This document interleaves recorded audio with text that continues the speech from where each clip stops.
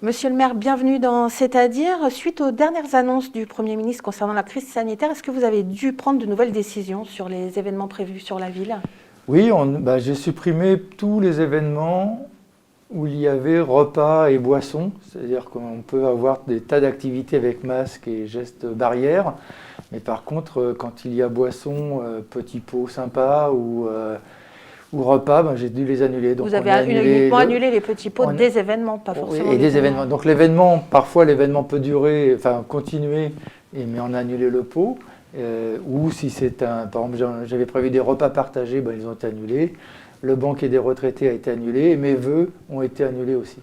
Vous n'avez pas annulé le lancement du carnaval 2022 qui doit avoir lieu ce jeudi ? Non, et j'espère qu'il y aura un peu de monde parce que c'est un lancement et le carnaval est un moment important. Alors il a lieu tous les 3 ans, pourquoi cette périodicité ?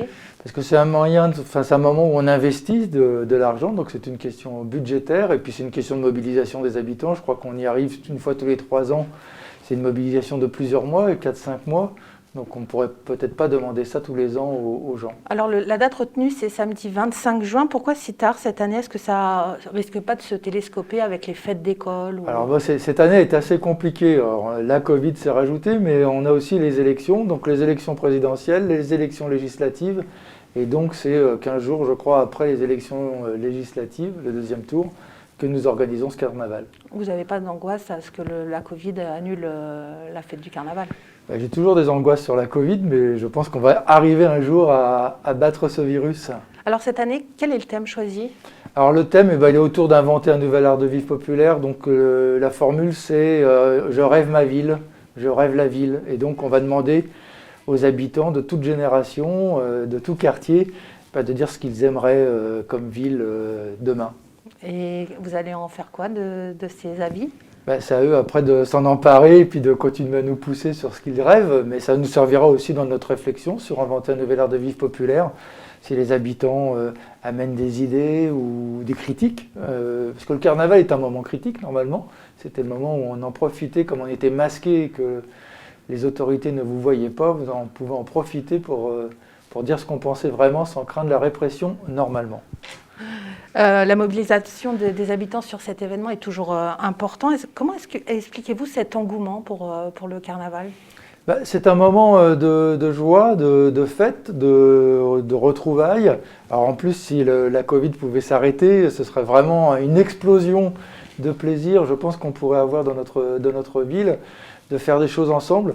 J'ai remarqué, moi, après chaque carnaval, l'ambiance dans la ville n'est pas la même pendant au moins 2 ou 3 mois. Ça ne dure pas forcément plus longtemps, mais au moins pendant 2 ou 3 mois, il y a davantage de convivialité, de sororité et de fraternité. Et je trouve que les gens se sentent mieux et s'approprient mieux la ville. La fête est un moment aussi dans les villages et dans des villes comme la nôtre. Ce sont des moments d'appropriation de l'espace urbain. Et puis de sentiment d'être ensemble à un moment donné et de partager quelque chose de fort. Est-ce que ça ne vous donnerait pas de faire plus souvent la fête sur la ville ? Si, mais on le fait souvent la fête. Il y a dans le cadre des concerts, dans le cadre dans la salle des fêtes, dans le cadre des banquets, dans le cadre d'initiatives dans les quartiers, on essaye de multiplier les moments de fête, dans les centres de loisirs avec les enfants. Et plus concrètement, quand est-ce que les habitants vont commencer à travailler sur les chars ? Alors, il me semble que ça va commencer dès la rentrée, plutôt en mars d'ailleurs. On va commencer à proposer aux personnes de se retrouver quartier par quartier ou association par association. Et théoriquement, je pense que ça va être bon qu'on va pouvoir utiliser la halle des Grésillons à nouveau pour être le lieu de fabrication de ces chars. Il n'y avait pas un autre projet sur la halle des Grésillons ? Si, il y a le projet Inventons pour inventer des activités économiques dedans. On a pris du retard. Là, on doit travailler sur le désenfumage et donc en mars, on aura fini le travail technique pour le désenfumage, pour des raisons de sécurité d'ailleurs, de la halle. Et nous allons relancer toutes les réflexions et actions sur cette halle. Comme on a pris ce retard, ça a mal pour un bien. J'aurais préféré qu'on ne prenne pas de retard en vrai. Mais bon, ça nous permet quand même d'accueillir ces activités autour du carnaval.